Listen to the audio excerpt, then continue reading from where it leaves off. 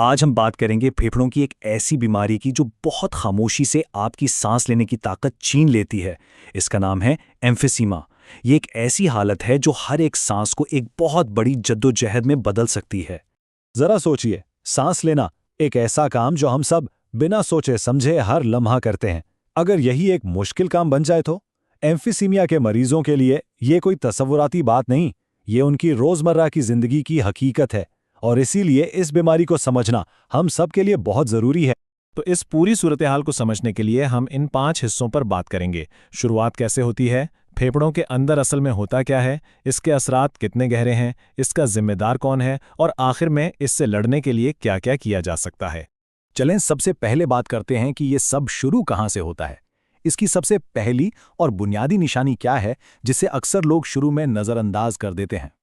Emphysema की सबसे बड़ी पहचान है सांस लेने में दुश्वारी, और ख़ास बात यह है कि ये एकदम से नहीं होता, ये बहुत आहिस्ता आहिस्ता शुरू होता है। शायद हल्की फुल्की चहलकदमी के बाद आपका सांस फूलने लगे, और क्योंकि ये बदतदरीज होता है इसलिए अक्सर लोग इसे संजीदगी से नहीं लेते।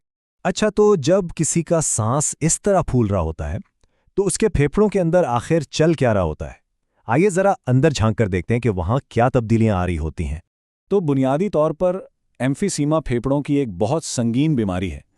हमारे फेफड़ों में लाखों करोड़ों छोटी छोटी हवा की थैलियां होती हैं जिन्हें एल्वियोलाई कहते हैं। ये समझें कि ये वो जगह है जहां जादू होता है, यानी खून में ऑक्सीजन शामिल होती है और कार्बन डाइऑक्साइड बाहर निकलती है। एम्फिसीमा में यही थैलियां तबाह होना शुरू हो जाती हैं, और जब ये तबाह होती हैं तो सांस लेने का पूरा निज़ाम गड़बड़ा जाता है। यहाँ आप फर्क बिल्कुल साफ देख सकते हैं।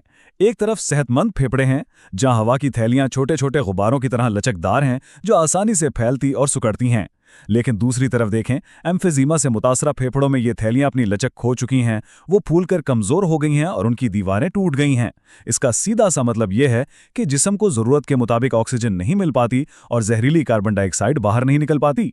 और फेफड़ों को होने वाला ये नुकसान कोई मामूली या आरिजी चीज नहीं है। अब हम बात करेंगे इस बीमारी के सबसे खतरनाक पहलू की, यानी इसके वो असरात जो मुस्तकिल होते हैं, जिन्हें ठीक नहीं किया जा सकता।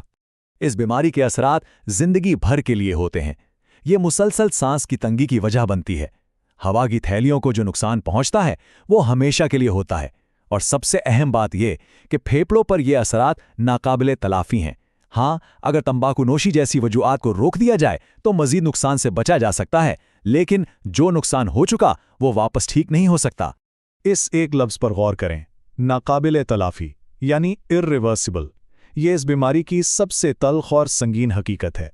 इसका मतलब है कि फेफड़ों के टिश्यूज़ को जो नुकसान पहुंच गया उसे किसी दवा या इलाज से वापस पहले जैसा नहीं किया जा सकता। मरीज को इसी हकीकत के साथ जीना सीखना पड़ता है। तो सवाल ये पैदा होता है कि इस सारी तबाही के पीछे है कौन?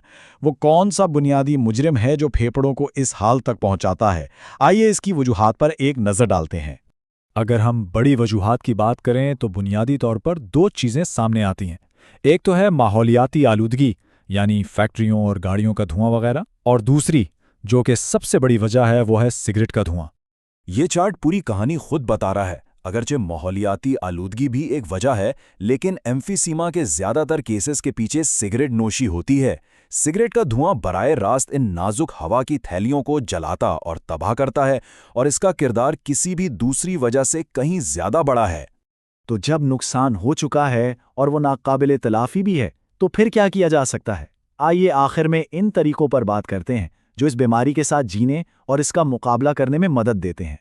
इलाज की तरफ जब हम देखते हैं तो सबसे पहला और सबसे ज़रूरी कदम है तंबाकू नोशी छोड़ना, ताकि मज़ीद तबाही को रोका जा सके। उसके बाद कुछ दवाएं आती हैं जैसे ब्रोंकोडायलेटर्स, जो सांस की नालियों को खुला रखने में मदद देती हैं ताकि सांस आसानी से आ सके। और अगर बीमारी बहुत ज़्यादा बढ़ जाए तो फिर आखिरी रास्ता फेफड़ों की पैवंदकारी यानी लंग ट्रांसप्लांट का बचता है। ये सारी बातचीत हमें एक बहुत बड़े सवाल पर लाकर छोड़ देती है। एम्फिसीमा भले किसी एक शख्स की बीमारी हो, लेकिन उसकी जड़ें हमारे माहौल और हमारी इज्तिमाई आदतों में हैं। तो असल सवाल ये है कि हम सब मिलकर इस हवा की हिफाजत कैसे करेंगे जिस पर हमारी हर सांस हमारी जिंदगी का इन्हसार है।